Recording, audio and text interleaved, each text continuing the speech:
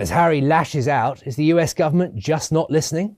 So Meghan and Harry are facing complete political irrelevance in America, with even Trump ignoring their foreign policy criticisms. We're looking at devastating poll numbers showing 84% public rejection, and how the royal family is actively undermining their credibility with US officials. Let's break this down. Now, in last Thursday's show, we discussed Prince Harry's comments effectively criticising US leaders for lack of action over Ukraine.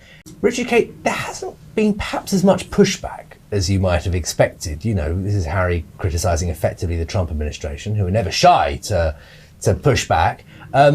Is that a sign that perhaps Harry just isn't being listened to as much as he once was? This silence from Trump is absolutely devastating for his credibility. Trump responds to everyone who criticizes him, from CNN anchors to late-night hosts. When he doesn't even bother acknowledging your foreign policy critique, you've officially become irrelevant on the world stage. I think that's a very good point, and I think that's exactly what's happened.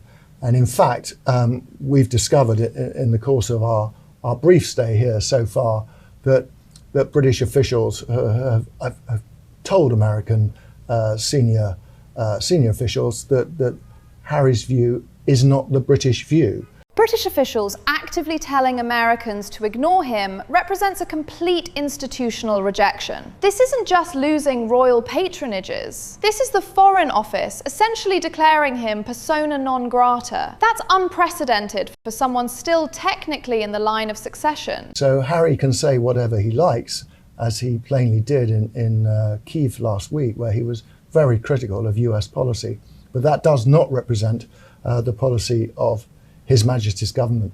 I thought the President Trump's quotes were really interesting, actually, because he was saying, you know, I know that Harry doesn't speak for the UK. In fact, he added, I think I speak for the UK more than Harry. Trump's comment that he speaks for Britain more than a British prince is absolutely humiliating. When a foreign president claims more legitimacy to represent your country than you do, that's not just political irrelevance. That's becoming a national embarrassment. Because kind of the whole point of the royal family is they do speak for us as a nation. So when Harry is there as no longer a working royal, but still trying to make his point, sort of, kind of, who is he? What is he? What weight does it carry anymore? This captures the fundamental contradiction perfectly. He wants the gravitas of royal status to amplify his voice on global issues, but without accepting any of the constitutional constraints. You can't have influence without responsibility. That's not how soft power works. But it was very interesting that it didn't generate the kind of headlines that it might have done in the past, and I think that's a clear sign that they are trying to push what he says to the margins. When controversial statements from a royal don't generate headlines, that's political death. Media attention is the currency of influence. His Ukraine comments would have dominated news cycles 3 years ago. Now they barely register. That's measurable irrelevance. Sticking with the Duke and Duchess of Sussex for a moment, in last week's Palace Confidential poll, we asked you, should the King see Prince Harry and Meghan Markle while they're here in the US? And only 11% said yes. An overwhelming 84% said no, while 5% said no, but they should see them back in the UK. 84% opposition is catastrophic. That's approaching approval ratings for truly toxic political figures. For context, even deeply unpopular politicians rarely see rejection rates above 70%. This represents complete public abandonment, not just disagreement. I wouldn't have thought it would be so overwhelming, but it does show you the problem that, you know, Harry and Meghan have, that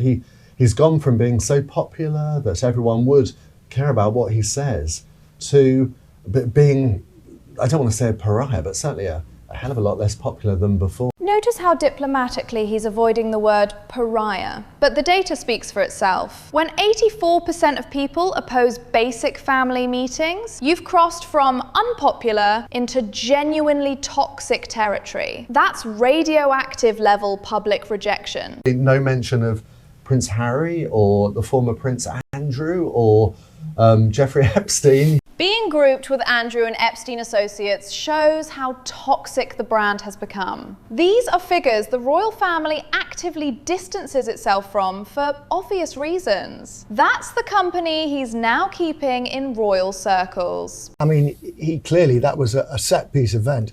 It was a well-scripted remark that he made, which was quite astonishing. The fact these were scripted remarks makes this worse, not better. This wasn't an off-the-cuff comment. This was a calculated attempt to influence US foreign policy from someone with zero official role. That's actually more problematic than spontaneous criticism. Why is the king showing defiance at this particular moment? I'm not surprised at all. I mean, I think it's a real show of defiance. The last thing the royal family would want to do is to, cancel or delay a visit because of threats of violence or terrorism. The contrast is striking. Charles showing real courage against genuine security threats, while his son creates diplomatic problems with America, our closest ally. One represents duty under pressure. The other represents self-serving disruption. And there's a risk, of course, that we've seen how he feels when he's not being listened to. He gets lashes out. You think it could only get worse for Richard Kay? This prediction about escalating behaviour is spot on. When attention-seeking personalities realise they're being ignored, they typically double down with more extreme statements. His irrelevance could actually make him more disruptive, not less.